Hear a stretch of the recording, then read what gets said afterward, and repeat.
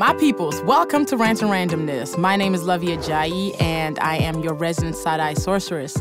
This is my podcast where I'm talking about the things I'm loving, the things that I'm side-eyeing, and having great conversation with really interesting people who I think you should know. I'm here at the Chicago Recording Company bringing y'all the radio voices always. So yeah, this is going to be good. And guess what? So we got our first sponsor, and I could not be more thrilled because it's a product I discovered on Instagram and started using. Thanks to Black Girl Sunscreen for being a Rants and Randomness pioneer.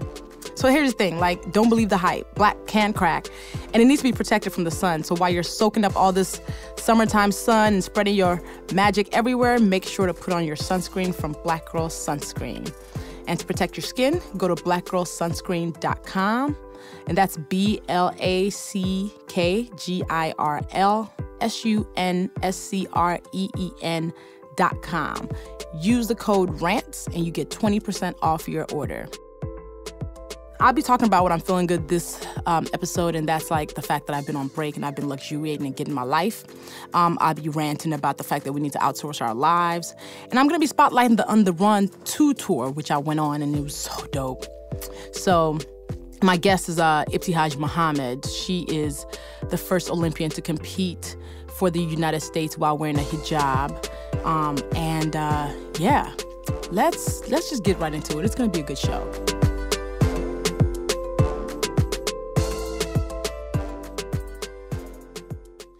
So what I'm feeling good about this week is because I took a summer break, y'all. I basically took a break off minding everybody's business in the world business to rejuvenate, recharge, and refresh myself because I'd been doing the most. And while I was on this break, I was doing everything. I was gallivanting, living my best life. So first I went to my first Indian wedding. One of my friends, Priti, got married, and I had to come correct. So I got to wear my first sari, and somebody's auntie tied it for me. And I got to say, I was feeling myself. The sari was kind of legit, okay? So I did that. Indian weddings rival Nigerian weddings. They give us a run for our money. I was so impressed. 3 days of 500 plus people, and I loved it. We had a great time. Then I went to New Orleans for Essence Fest, where I spoke on a couple of panels, did a couple of activations. But then after Essence Fest was over, I had my family meet me in New Orleans, and we had a 4-day vacation where I got my mom on Bourbon Street while wearing beads. That is a highlight of my summer, if anything. It was 9 p.m. and my mom was on Bourbon Street, and we had a good time there too. And we got tattoos together. Me and my cousins ended up going to a tattoo parlor and basically taking it over for 5 hours. And while there, after I finished getting a tattoo, I got a tattoo of Judgy Pop. I decided to get my cartilage pierced. So I'm sitting in the studio currently with half of my headphones on because my cartilage piercing on my right ear has not healed yet. I'm a genius. So it was a good time. It was our version of The Hangover. We were all sober, though. Our tattoos and piercings were gotten in full mind. But it was just a really memorable time. Then I feel like I'm the last person in the world, especially of bougie people, to see Hamilton. It took me way too long, but I was not gonna do the whole queuing in line and waiting for a year. So I had to have a hookup do this. Hamilton was dope. The cast was great. I saw it in Chicago, so it was bomb. Montego Glover was amazing. I met the cast after the show. It was just, man, listen, living the best life. So, and of course, On the Run, but I'm actually going to get to that more later. So, yeah, I'm feeling good, feeling ready to get back to kind of figuring out what's happening in the world, analyzing stuff. I'm going to ease back into work. I'm not going to jump into it. So September is my real, I'm back. I'm going to actually be a responsible adult who has deadlines month. But yeah, man, July has been great to just recharge. I think we all need to kind of take some time sometimes, if we can, to take a break from the world as much as possible. All right. So as always, I love Nation. Y'all's reviews of this podcast give me life, okay? I'm always on iTunes reading what y'all are saying. Somebody called Taz TV said, it's so freaking amazing to listen to people who just care.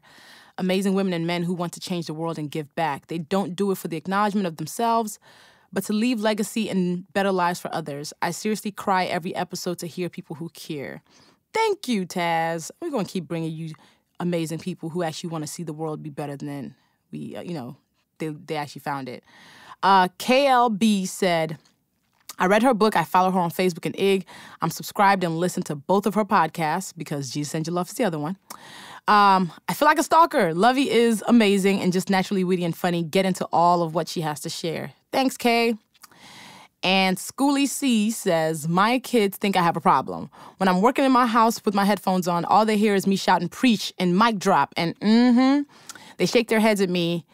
But how can someone stay silent when listening to Luvvie's wisdom and insight? She puts my thoughts into words and makes me feel validated, powerful, and hopeful. Her last episode is about the difference between kindness and niceness when it comes to protests. You don't civil your way to justice is a line that will resonate with me forever. Keep preaching, Luvvie. We are listening and loving it. And shout out to the Angie Project on Instagram, who is always so supportive. We see you and appreciate you always reaching out and sharing kind words about the show. Y'all keep reviewing Rants and Randomness on iTunes or wherever you get your podcasts. And I'm going to keep sharing and I'm going to keep being encouraged by your words to me. So thanks. All right, this week's rant. I want to talk about how, we need to start outsourcing our lives without guilt. We need to learn to fire ourselves and buy back time because our time is finite. There's a lot of things that we can hire people for, but the one thing we can't really, get more of is our time. And that's why hiring people comes in handy. Me and Crystal were actually invited to go to the On the Run tour by Beyonce's team, and her and I had a conversation. In case you don't know who Crystal is, I know you know who Crystal is. She is the co-host of the wildly popular podcast, The Read. So Crystal is a friend of mine, and we were talking about how she's also feeling the burnout and she's taking August off. And I was like, so you hiring people to, help you out with your house? And she's like, no, I'm feeling a little bit of guilt around it. And I was like, Crystal, I was like, yo, I need you to not feel the guilt to buy some time back. Hire somebody to clean your house top down. And because that's what they do. And you are actually putting money into somebody else's pocket so you can spend your time doing something that you would rather be doing. I've had this conversation with other people too. Here's the thing, we're not supposed to be experts at everything. We're not supposed to be good at everything. We're not supposed to enjoy doing every single thing. And while we are trying to live lives as best as we possibly know how, we're also trying to be everything to everybody and also everything to ourselves. And a lot of us feel that we're being lazy or maybe bougie for getting help or outsourcing things that don't require our direct input, but we kind of have to get over that hump. Think about it. I'm not a professional cleaner. Me cleaning my house is not going to be good. It's not going to be as good as somebody who's a professional cleaner. And I'm not saying every week I'm hiring somebody to come clean up. No, I'm saying once a month, once every 6 weeks, hiring somebody to come clean up. I'm saying I'm hiring, I can do my Google Calendar all day, every day, but I can hire an assistant to do that for me so I can focus on the things that require my own intellectual property in my brain. You know what I mean? We've got to be okay with firing ourselves from things, especially in business too. For a long time, I would design all my websites. I would be the person negotiating all my deals. I'd be the person who is editing all my stuff. And it started having me feel overwhelmed because I was doing everything for myself.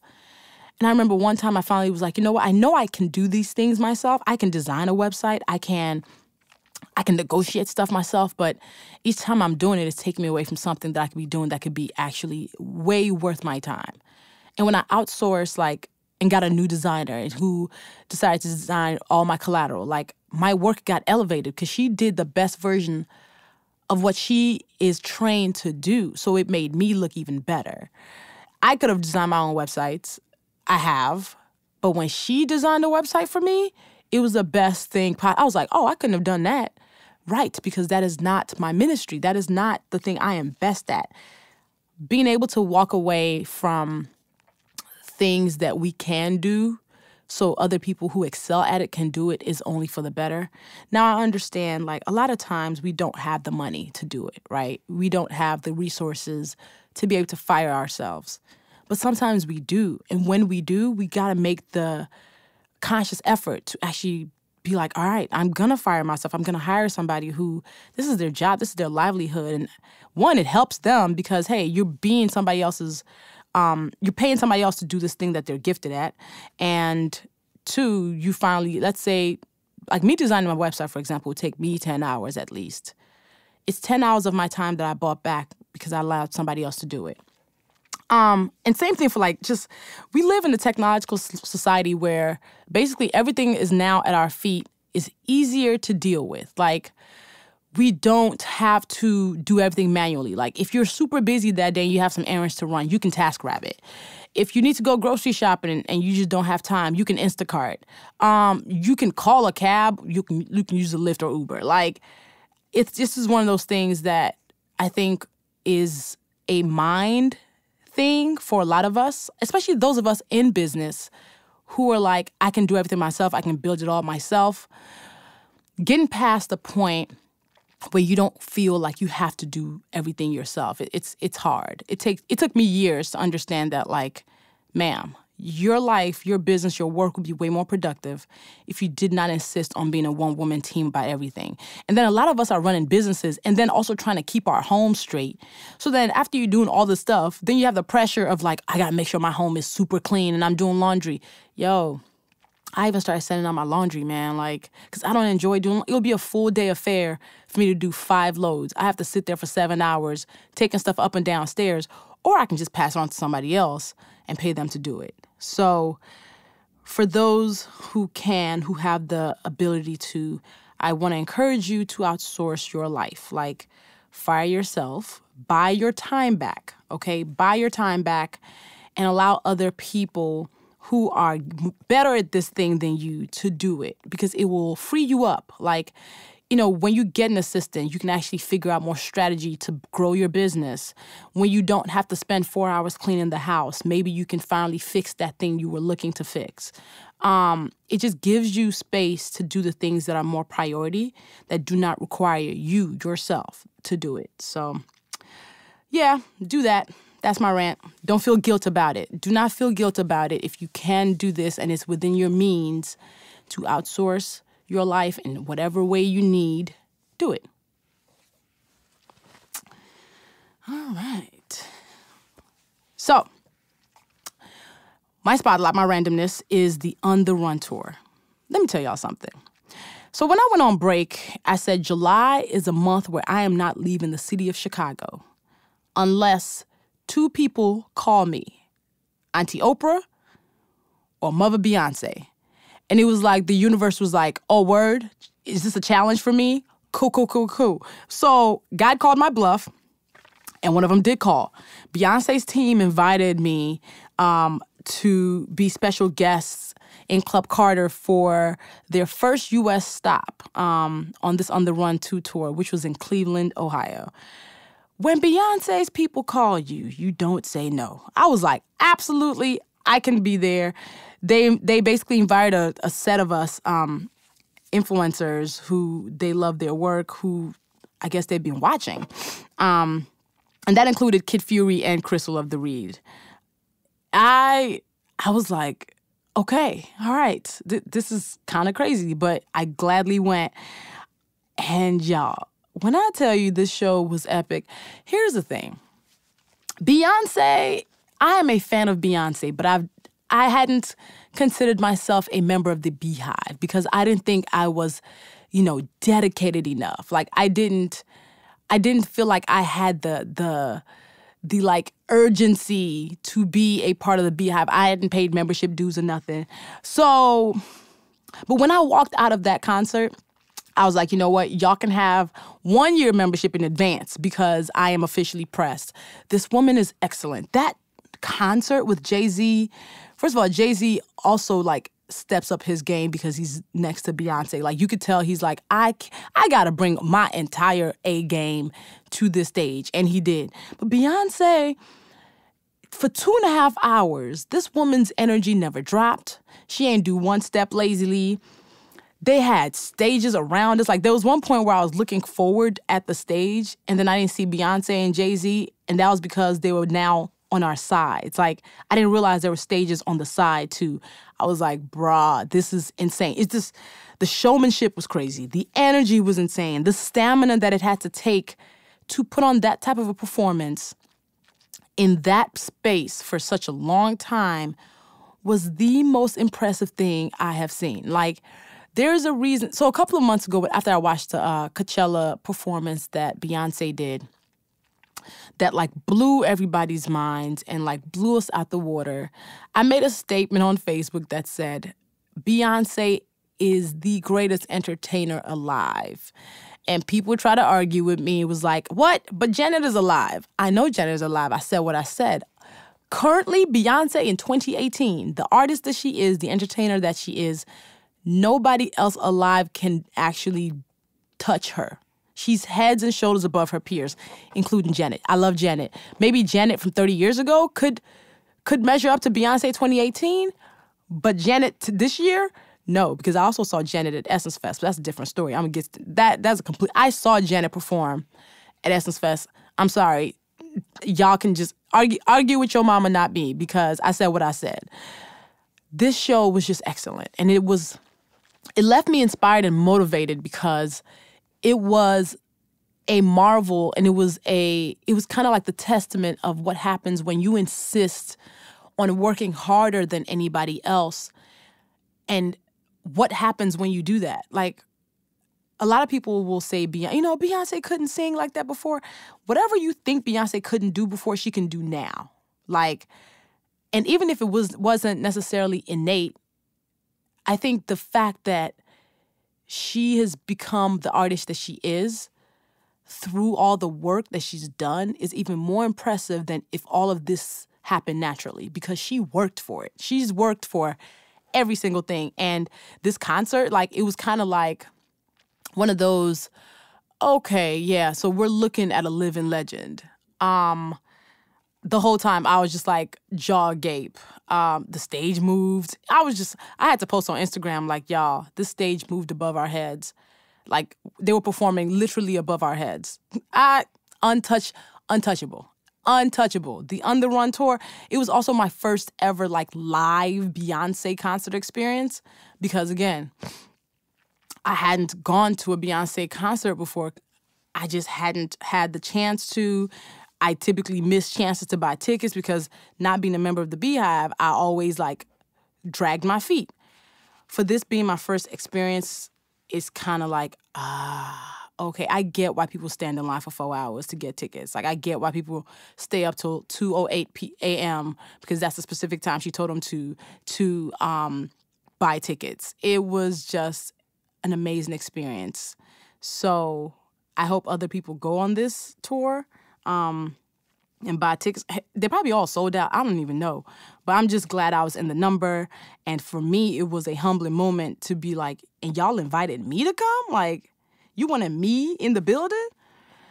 So it definitely brought on a lot of reflection on my part about gratitude, about grace, about just the people who want me in the rooms that they're in. But yeah, man, the On The Run 2 tour is just excellent. It's a good time. It's like artistry. It is excellence. It is showmanship. It's just dopeness. And Beyonce is basically the queen of noir pixie dust, like the noir public. She would probably be on the host committee if we blacks it. And she looks as good as she's ever looked. So, yeah, man, shout out to the On The Run 2 tour, the Parkwood Entertainment team, and her mama, because all credit to her mama. Because you always got to give a black mama her credit. Yes, Tina Knowles, yes, all credit. So, all right. So, hey, y'all, so summer's here, and if you're like me, you want to soak up the sun as long as possible. So when you're packing your sunglasses, sandals, flyest outfits, don't forget to pack your sunscreen. People are usually like, black don't crack. Let me tell you, black can crack. Like, if you are black, you still need sunscreen. Melanin is sun protection only to a certain point. So we have to start using sunscreen more often, every day actually, not just in blazing heat. So people of color need sunscreen to protect our melanin magic from the sun, and that's why I'm here to tell you about Black Girl Sunscreen. Like, I randomly came across this brand for women of color on Instagram, and I was like, oh, I need to try it. So I ordered it, and y'all, it's dope. Like, it's been my go-to every day this summer.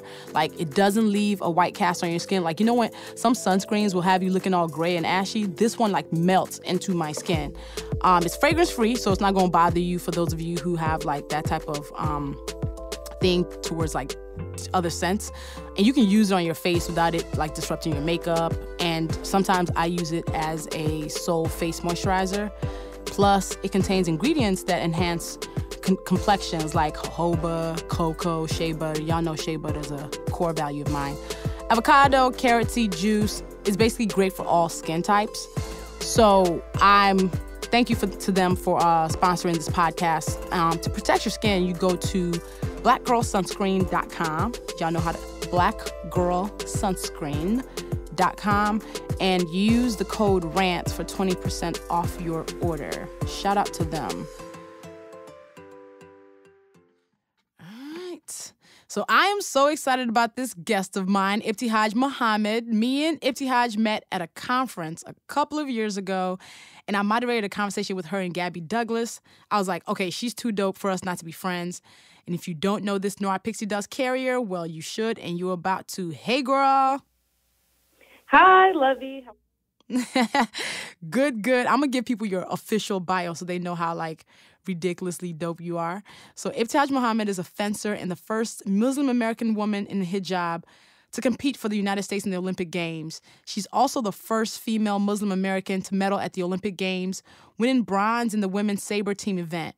Named one of Time Magazine's 100 most influential people in the world, she serves as a sports ambassador for the U.S. State Department, co-founded Athletes for Impact and the clothing company, Luella, and inspired the first hijabi Barbie in her likeness.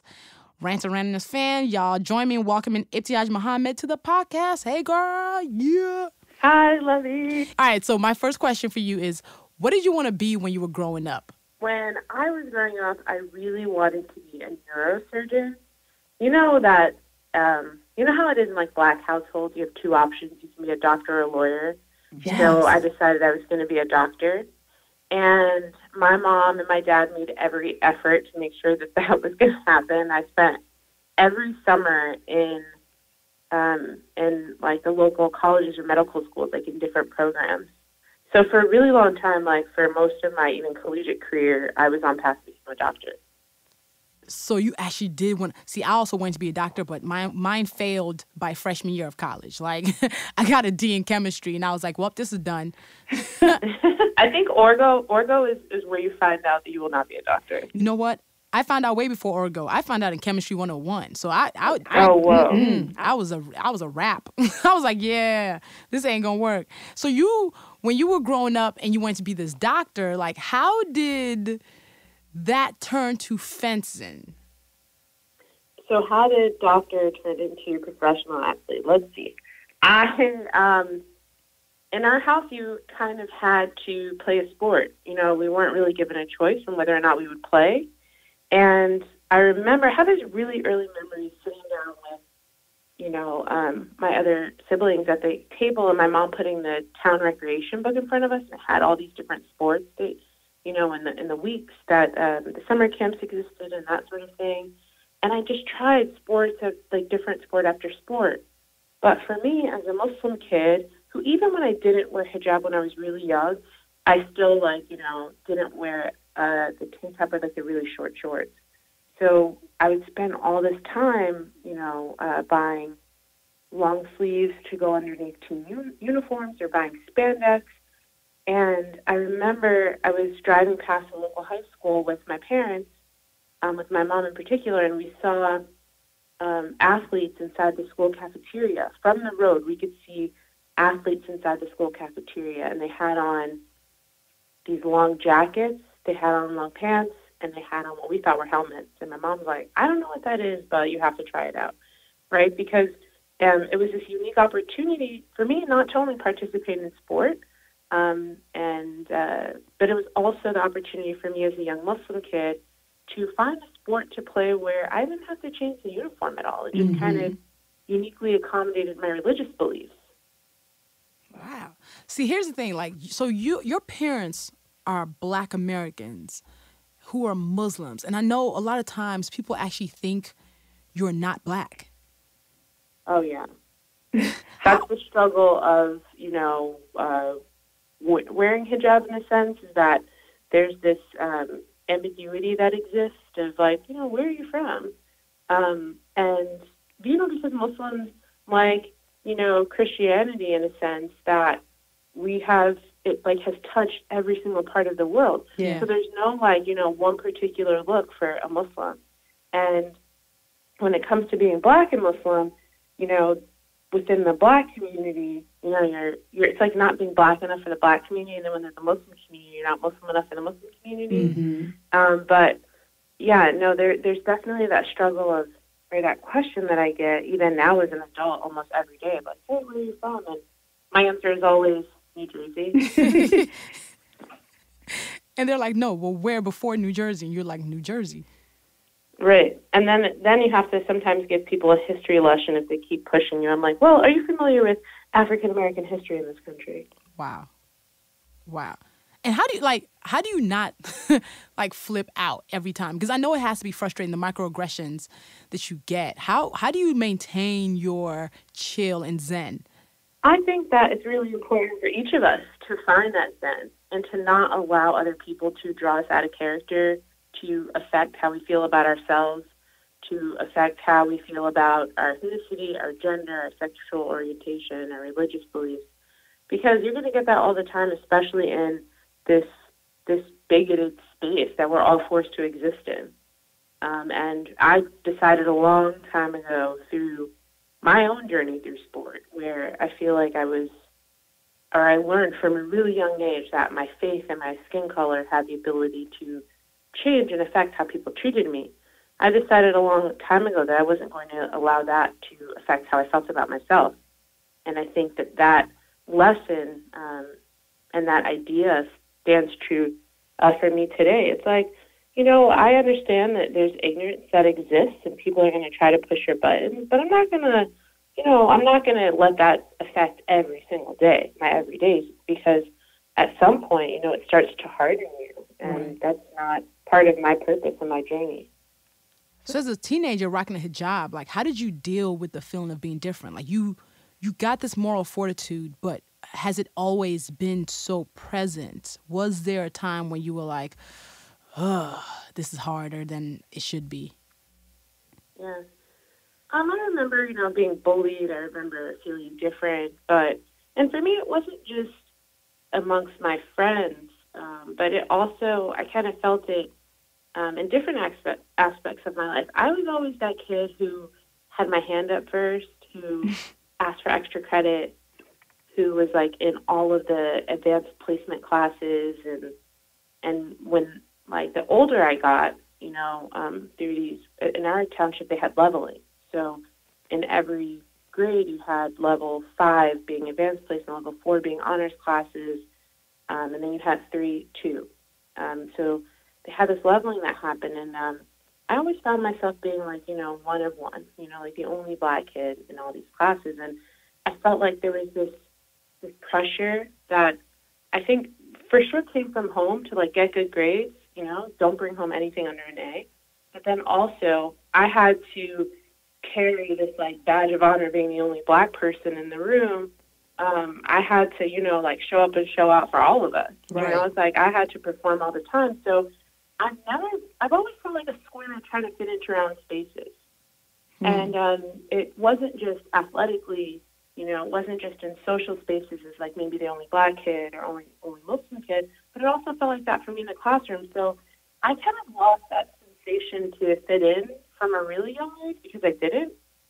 And I just kind of never looked back. I was like, why are we all trying to be the same? Right. I gotta embrace all this magic, Yes. So, and that also kind of helped in your journey in fencing. So, your book, Proud, just came out in July, and I literally read your book in 2 days. Like, I read it 2 hours, in 2 sittings before I went to bed. And your book is it just tells such the amazing story of basically from when you were young to becoming this Olympian. And I think the story is so necessary and one that's necessary to be told.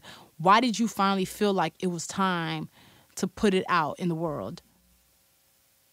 So Proud, my fight for an unlikely American dream, I've always felt was very timely. In a sense that I qualified for the Olympic team, not just despite all of the misconceptions that existed within the fencing community, and I think the microaggressions and also not so microaggressions which people can read about in the book. Like you would find it hard to believe what a black athlete coming up through a white-dominated sport has to endure in order to make it. And I find that when it comes to black athletes, oftentimes you have to be exceptional in order to be accepted. Yeah. And when I missed that mark of, winning a medal or, like maybe my team didn't perform as well, that the burden of the loss was always made I was always made to feel like it was my fault. And so the story of Proud and my life story, I feel like in a sense that it's a story of resilience. It's, struggle and triumphs and victory, but also, dealing with mental health issues, like dealing with depression, experiencing depression and navigating that space as, not just an African American, but also as an athlete. Like, how do I handle this performance anxiety? Who do I talk to about it? How do I overcome these different obstacles that have been placed in front of me? And how do I make my way to the top? And I've always felt like, my story isn't just for athletes. It's not just for African Americans. It's not just for women. But it's about it's for anyone who's ever been made to feel as if they don't belong or has had this, what can feel like an insurmountable thing placed in front of them. And it's like, man, how do I get around this? What am I going to do? And, I'm here to tell people that you have everything you need inside to be successful, everything that you need. And so much of it comes from knowing that and learning that. And so many of us, are at later stages of our life and still don't know that. And to me, it's like, that's crazy. Yeah. Like, wipe all that negativity from your mind. Don't let society pigeonhole you into thinking that you're limited because of your skin color, you're limited because of your gender. I really, truly believe that with hard work, you can do anything. Do you think your story is exceptional? That's a good question. I think that because it hasn't happened yet, and also because qualifying for the Olympics for the United States is the hardest thing I think I've ever done in life. It is the hardest thing I've ever done. And, it's like, it is, to think of how many people there are in the world, right? Yeah. To think of how many people exist within the United States, to think of how few minorities there are in my sport, and to be that person, not just like, a black kid coming up through the sport of fencing, but to be a Muslim and to kind of, transcend sport in a way that changes the narrative of the Muslim community for all of us, not just outside the Muslim community, but also inside. I do think it's exceptional in the sense that, the story that has been painted, the way the Muslim community has been depicted, a foreign community in a sense, and it's not true. The Muslim community is over 30% Black. Wow. And I feel like the Muslim American community, rather. And I feel like, having the first Muslim woman win a medal for the U.S. Olympic team be Black, to me it's like, well, that totally makes sense. We make up more than a third of the Muslim population. But for a lot of people, that also seems like a feat in itself. Whoa, she's not only Muslim, she's also a Black Muslim. So I find it invigorating to not just tell the story of the Muslim, but also tell the story of the Black Muslim and that we exist and that, erasure that I feel like is happening not just outside of our community but also inside of it Yeah. can be frustrating. So that power, take back that power to tell our own story. I love it, and I wish more people would do it.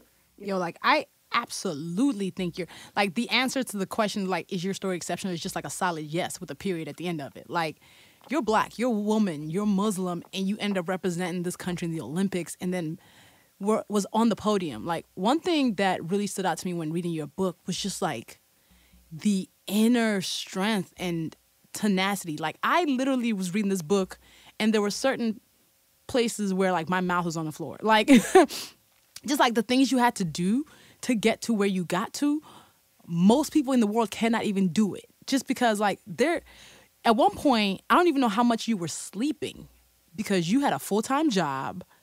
You were working out at the end of school, like, after that, and then you would go home. It was crazy. How do you maintain that level of, like, discipline and determination? Yeah. Well, I call it like a 9 to 5 and a 5 to 9 because that's exactly what it was.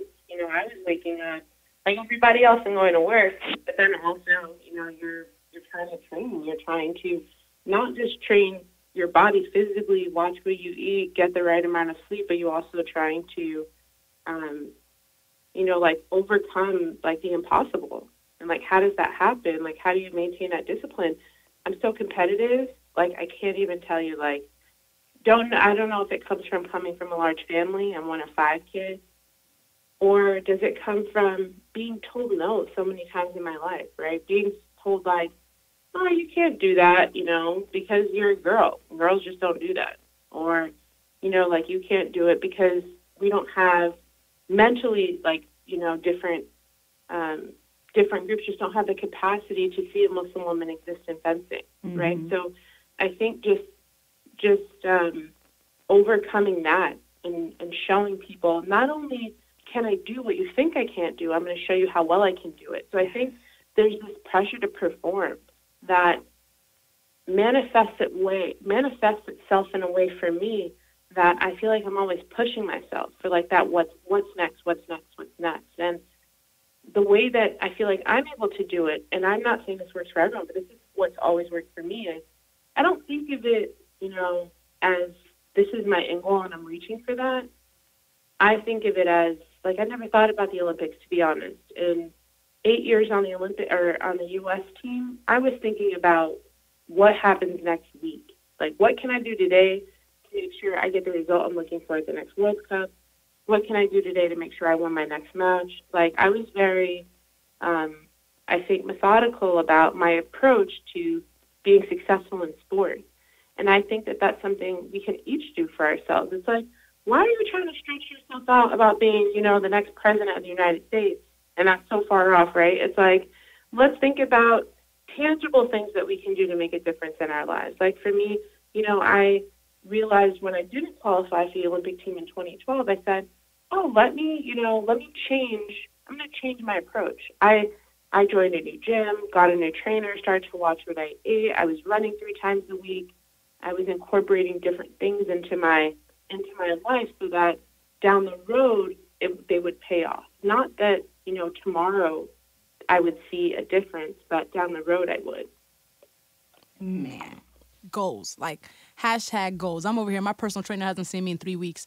Now you're motivating me to actually call him and be like, you know what? You know what? I'm going to Tokyo in 2020. Okay, that's new, Luvvie. Come on, you better put it out. Look, at this point, I was putting it out there for you, not for me.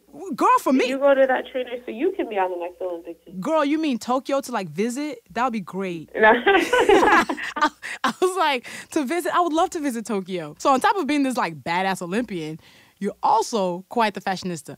Let me tell y'all, like, I showed up in LA one day. It was like a random night, and I happened to have a night open, and I texted Ibtihaj, and I was like, yo, we should catch dinner. Y'all, this chick showed up looking like she was about to go to a photo shoot. Like, just fierce. Like, red lip, banging leather jacket. And meanwhile, I'm probably in sweats. And I was like, this is just you on a random Tuesday? Like, this what we doing? But your fashion game is fire. And I just did the book signing talk with Ibtihaj, and she had on this fire suit that, funny enough, matched the font on the cover of your book. So a lot of people don't realize, but you're also like quite the fashionista. And you create a fashion line called Luella with your siblings. How did that happen? Well, it happened out of necessity. The Muslim community, or the modest community, rather, I know for me, I was always online looking for a long sleeve maxi dress, right? I wanted to find a long sleeve dress, evening gown to go to events, or even when I'm talking in front of large groups of people, I like to be modest in what I wear. And it was really hard. I know even growing up, I would, buy this, strappy dress from Forever, and then you run to H&M and find a long sleeve or a cardigan to go over it or under it. And then you still have to find the hijab. And that is just a mess that no one should have to endure. Yeah. And I randomly was talking to my brother on the phone, who lived out in LA at the time, and I was searching for a dress to wear to an event. And he just kind of suggested, why don't you make your own dresses? And at the time, I was like, he's so crazy, I don't know how to sew. But what he meant was, why not create it? If it doesn't exist, if you're having a hard time finding it, why not create that? And my sisters and I just kind of started sketching. We found an investor. We took our sketches and fabrics to a manufacturer out in LA. And that was really how the company was born. We started off with 10 pieces back in, 2014. And now we've grown. We have over 80 on the site. And one of the common misconceptions about having this clothing line as a Muslim woman, as a Muslim female business owner, is that my clothes are for Muslim women. And that's not true. I'm like, who's to say who fashion is for? Right. For me, fashion has always been a way for me to express myself. And I don't like that age-old tale that because you want to be modest in some way, form, or fashion, that means that what you're wearing is dowdy. Mm-hmm. And so there's other companies that exist that make modest clothes, but to me they're not fashionable. They're not fashion-forward. They're not young. And Luella is all of that. It's fashionable, it's modest, and it's affordable. All of our pieces are under $200. Oh, wow. And we also make everything in the United States. Everything that we make is made in LA. We use female manufacturers who employ women to sew the clothes. So there's this conscious effort to leave, not just to leave our customers with pieces of our items, but also helping them in making conscious, decisions in what they buy. So many of us are buying clothes that we don't even think about the long-term effects we have on underserved communities overseas in Bangladesh or India or wherever it is, in China. It's who are we affecting in this moment when we purchase something? And with Luella, we're hoping to change that. You basically a unicorn. Do you realize you're a unicorn? And now, again, you have a Barbie now. The Ibtihaj Barbie's out. Yes, she is here finally. I feel like I've been sitting on this for so long. Everybody's like, when's your doll coming out? When's your doll coming out? And I've had to sit on the release date for so long, and I'm just so excited. So excited. I have a question. Did the whole, did the Barbie's inception kind of begin at the Makers Conference that we met? Okay, you're the first person to ask that, and yes, it did. Oh, my God. How crazy is this? So on the panel Luvvie and I were on, we were with Gabby Douglas, and she had been a Barbie already. She was part of the Shiro program. And, some Barbie, some Mattel employees were sitting in the audience. And, them seeing me on stage, us telling, our stories, having this great conversation. And Dylan McGee, who's, the founder of the Makers Conference, I feel like she was a part of that, too. She made that happen for me. Also with God, obviously. But I feel like all the stars aligned. We were all put in a room together in front of Mattel. Yep. And that's how Barbie was born. Well, the Ibtihaj Barbie, anyway. I don't know if you had lunch with us that day, but me and somebody else, and I don't know, I feel like you were there. We were sitting at lunch with the Mattel team, and we were all maybe you weren't there, but your name definitely came up. Like, we were all like, yo. Oh, wow. And Ibtihaj Barbie would be lit. Would that not be amazing? No, I was not at that lunch. Well, we were at lunch definitely talking about it, too. Oh, that's amazing. I didn't know that. Look at that. So to see this Barbie exist, like, a little Muslim girl is going to get to see herself reflected as a doll. Amazing, right? But also, I don't know if you remember being a kid and walking down toy aisles. Wait, which one? Like, when you were a kid, like, I know for me and my sisters, my mom only bought us black dolls. That's all you could get, right? Don't even try it with anybody else. So you're walking down the toy aisles, and you already have, you know, Jennifer, the Barbie, who's the only black doll on the shelf. You already have her. Right. So there's no other options for you that day because you already have that one black doll. So I feel like for Mattel in this moment to choose diversity, to choose inclusivity, in a time where I feel like we're seeing a lot of people choose silence. Yeah. Yep. Right? And decide, you know what, this is kind of crazy, but I'm not going to say anything because it doesn't directly affect me. Like, I think it's transformative, not just for Muslim kids to have a doll that wears hijab, not just for fencers to see a fencing doll on the shelves, not just for black girls to see a black Barbie on the shelves, but also for these non-Muslim kids, for these non-black kids. Yep. You know what I mean? Yep. To see this doll and to be able to, like, even unconsciously, like, not grow up in a space that's bigoted, you know what I mean, and racist and xenophobic and Islamophobic. That is actually happening right now for us in this moment, and I think that it's revolutionary. Yo, like, this Barbie is so meaningful. Like, and then it looks like you mentioned that you wanted the Barbie to have your legs. Mm-hmm. Right. Yeah, I'm an athlete. I've been an athlete my whole life. I've always had bigger legs, and I feel like I remember being made fun of for these legs. And I was like, these legs won me a bronze medal at the Olympic Games. Come on, you better they let them will know. be on that Barbie. And look, I think I'm buying my nieces a couple of them. I'm going to have one that's actually going to sit in my office next to my Ava DuVernay Barbie.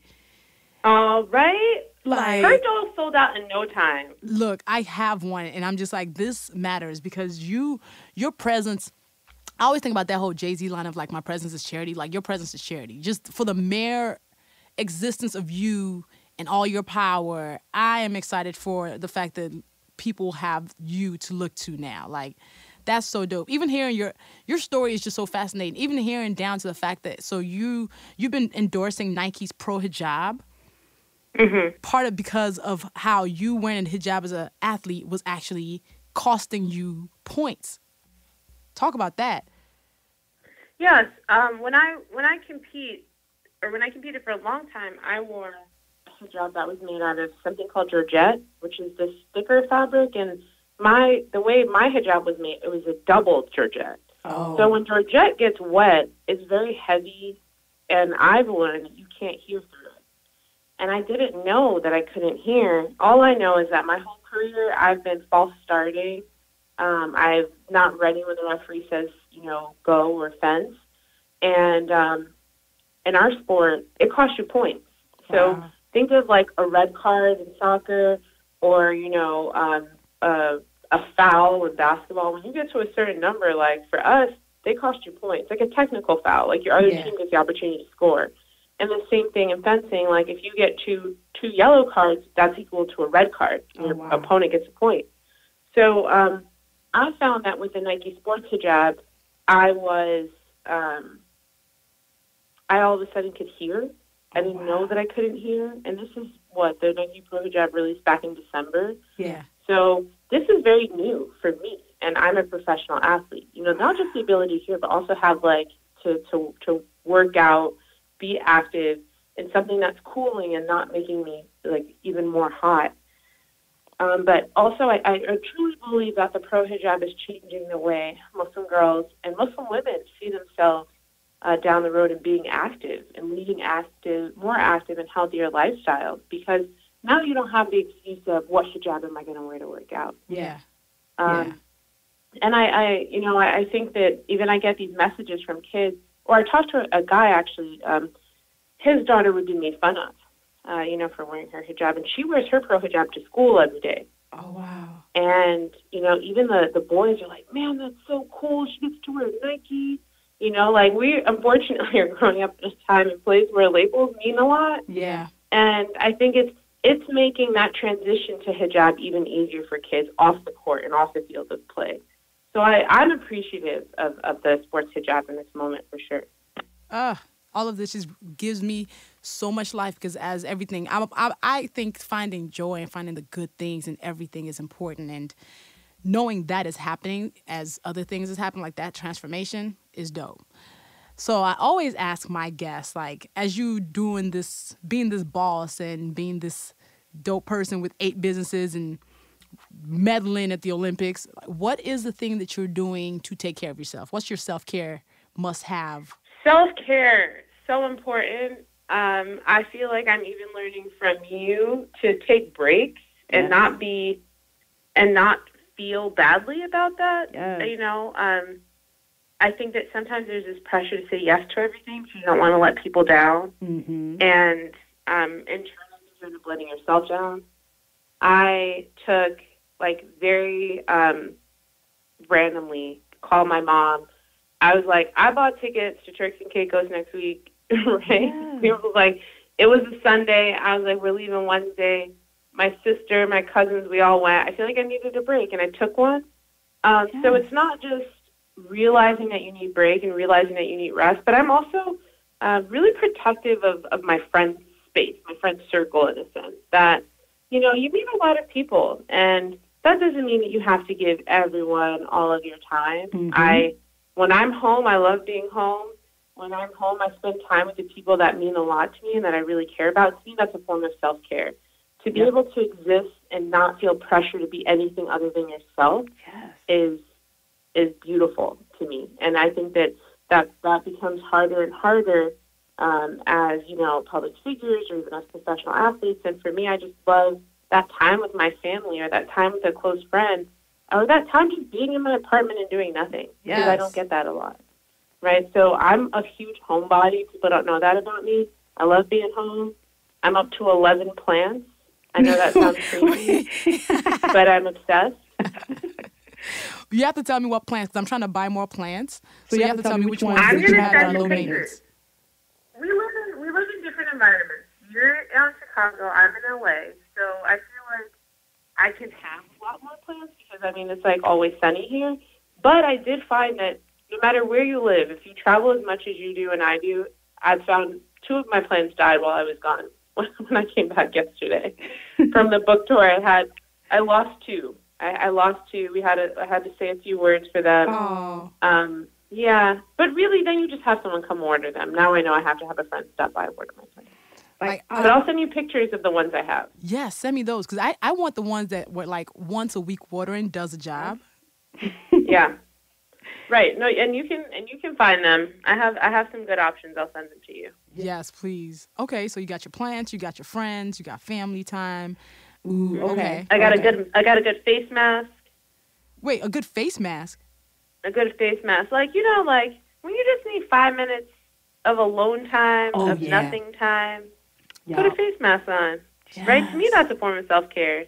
Making sure your skin is lit every single day. Oh, my God. And your skin is bomb. Listen, I've become a skin product junkie. So, face masks. Have you ever tried the eye patches?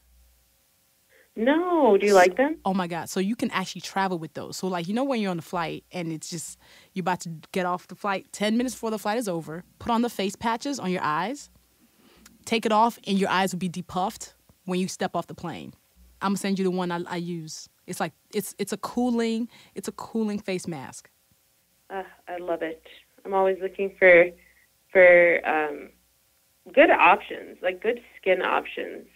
Are you using vitamin C serums? No. Oh my gosh, do I need a pen? Should I be writing this down? Stop it. I'm sending you a whole care package. You need a vitamin C serum will turn your skin game into level it up all the way. I'm getting you together. Yes. Wait, now I feel like my skin is not as cute as I thought. No, I'm I don't have the eye patches. I don't have the vitamin C. It's what do I have? Listen, I'm getting everybody obsessed with vitamin C serums. I actually just sent one of my friends one, and she was like, yo, my skin is glowing. It's just going to you will be like, if your skin is already like at a 9, it'll take you to like a 10. I'm telling you. Okay, I'm looking forward to it. So you're going to get a care package. Can I give you a skin secret that I found is working magic for me? Apple cider vinegar. Wait, what? Really? I have some, yes. So I put some in a spray bottle, like just a little, not too much. It's not crazy. Put some in a spray bottle with water, and I spray it on my face, and then I use my face cleanser, and I just wash it off. I don't let it sit or anything. It's just like literally wash my face. I don't even think 30 seconds pass, and you wash it off. And I kid you not, I don't have like any blemishes. I feel like my skin is more clear than it has been in a really long time. And I feel like this is because of my apple cider vinegar choices. Ooh, I've never heard of that being used like that. I heard you can use it for anything. You can use it to clean. You can use it in your hair. I drink it. I add it to my water before I go to the gym. Oh, see, now I need some like notes on like how to use apple cider vinegar. Yeah, no, there's a million and one ways. It's actually very good for you. Oh, well then, put me on, get me together. Yes. Thank you so much for being on Rant and Randomness. Yes, I feel like I've been dreaming about this moment. I'm going to listen to it. I'm like, I know we're funny. Luvvie, we're going on the road soon. Me and Ibtihaj be over here clowning, and your book is so amazing. So I want people to pick up Proud. It's in bookstores. It's online. Y'all order Ibtihaj's book. Make this book soar. This story is dope. And then you also have a young adults edition of it. I do. So I have a young readers edition to help transform the minds of our children. I mean, we didn't have stories like this when I was a kid. I don't remember, I don't know what Serena and Venus meant to me. I still know what they mean to me, So why not give our kids the opportunity to read about women, inspire women who look like them, who defy the odds, because society is always going to try to trap us into thinking we're not capable. And I feel like we have to remind our young girls in particular that they are. We need to start from an early age. I bought one for my niece, who I think needs to read it, and I bought one for my nephew, who I think will be completely inspired by it. So y'all go ahead and buy this book, Proud, okay? So, because me and Ibtihaj go together, and we need her book to soar. Thank you. Yeah. You are the best. Thank you for coming on Rants and Randomness. Thanks. And I'm sending you some vitamin C serum. I'm waiting. I'm going downstairs to wait by my box. Right? I got you. I'm gonna do a 2-day shipping. It's gonna be at your doorstep in 2 days, so it's gonna be good. Thanks, Luvvie. Bye, boo. Bye. Yo, much love to Ibtihaj Muhammad for joining me. Y'all, follow her on social media. She's at Ibtihaj Muhammad everywhere. That's IBTIHAJ MUHAMMAD. And also check out her book, Proud. It's available online and in bookstores everywhere. Please buy it. It's so good. I read it in 4 hours. Shout out to Chicago Recording Company for partnering with me on this. And subscribe to Rant and Randomness on Apple Podcasts, Spotify, SoundCloud, wherever you prefer to get it. And please rate it. If you leave a comment, you just might be featured on this show. I appreciate when y'all do that. I love it. And follow the podcast on social media. Our Twitter is Rants Randomness. There's no and there. The Instagram is @Rants and Randomness. Now, I get a lot of questions in my messages, and I think a lot of them would be good to answer because they're so universal. If you'd like to send me a question that possibly be answered on this podcast, email me at loveyrants@gmail.com. And as always, you can follow my shenanigans and my adventures on social media. I'm at Luvvie everywhere. Thank you to this episode's sponsor, Black Girl Sunscreen. Don't let the sun be a hater all up on your face. So while you're soaking up this sun, all right, make sure to put on your sunscreen so your melanin can be protected.